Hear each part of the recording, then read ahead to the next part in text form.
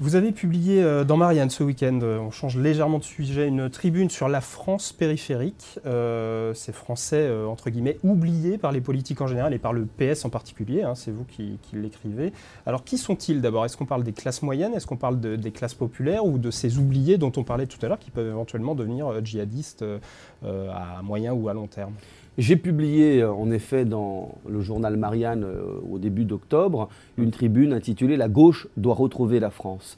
Et cela fait écho à ce que je disais tout à l'heure au sujet du congrès du Parti socialiste. Parce que je souhaite que la gauche et les socialistes s'adressent aux Français et non pas uniquement aux socialistes entre socialistes. Mais cette France et périphérique, c'est qui? Vous avez raison, en particulier à cette France qui aujourd'hui se sent oubliée, à cette France dite des invisibles, à cette France dite périphérique, qu'un certain nombre de géographes sociaux ou de essayistes décrivent, la France périurbaine, dont je suis l'élu en Seine-et-Marne, à Torcy, à Bussy-Saint-Georges, à Montévrain. Alors ce ne sont pas simplement des banlieues, ce sont plutôt les banlieues éloignées. Vous savez, ce sont ces territoires qui sont très éloignés des grandes métropoles. C'est la France des lotissements. C'est la France où il y a à la fois des classes moyennes et des classes populaires, où vous avez des Français qui sont éloignés des grands centres métropolitains, où il y a moins de services publics, moins de transports, moins d'accès à un certain nombre de services tout court et qui ont une vie dure, vous savez. Les Français qui vivent dans la grande périphérie, dans le périurbain, ce sont des Français qui ont une vie usante parce qu'ils prennent la voiture, parce qu'il y a moins de services sociaux, parce que c'est plus difficile de trouver une pharmacie, parce qu'il y a moins d'entreprises, parce que les entreprises sont parties et qu'à ce moment-là, c'est difficile de se débrouiller.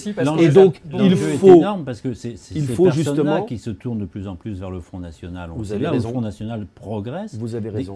Quelles sont vos réponses concrètes justement face au phénomène Front National vis-à-vis de ces catégories-là? Nous devons justement permettre à cette France qui décroche de raccrocher aux dynamiques d'attractivité. Nous devons donc être sensibles, y compris aux ressources locales. Je prends un exemple. Je sais par exemple qu'en Auvergne, je crois que c'est dans le département du Puy-de-Dôme, ils ont trouvé une solution pour faire travailler les agriculteurs locaux qui fournissent les collèges et les écoles de ce département. C'est très intéressant parce qu'on sort des grandes enseignes, on sort des grands marchés, des grands producteurs, etc.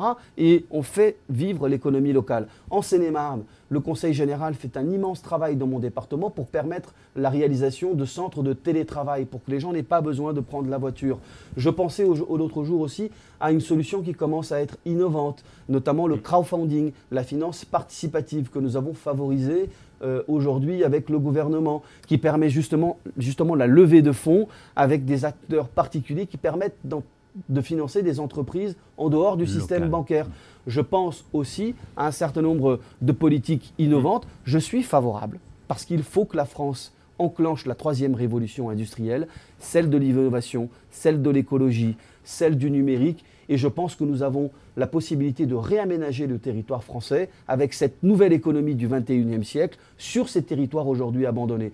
Je souhaite une nouvelle politique économique d'aménagement du territoire souple, avec un État stratège qui est attentif à ce qui se passe sur les territoires aujourd'hui abandonnés. Oui, puisque c'est aussi la France sur laquelle on a beaucoup tapé fiscalement ces dernières années.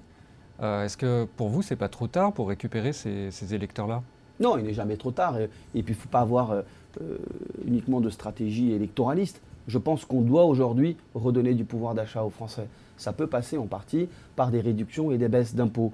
Mais pour revenir à la France périphérique, je propose par exemple que sur ces territoires abandonnés, sur ces territoires qui décrochent dans le périurbain ou dans les banlieues éloignées, d'avoir une politique fiscale incitative, voire une fiscalité zéro pour les entreprises qui veulent s'y implanter, notamment lorsqu'elles sont dans des domaines d'innovation et du numérique. Je pense qu'il est légitime qu'on favorise l'implantation avec une incitation fiscale quasiment proche de zéro pour permettre l'apparition de nouvelles économies, de nouvelles entreprises sur ce territoire aujourd'hui qui n'ont pas de ressources économiques. Ces propositions-là, vous allez les porter au PS, à l'Assemblée, vous allez faire une proposition de loi?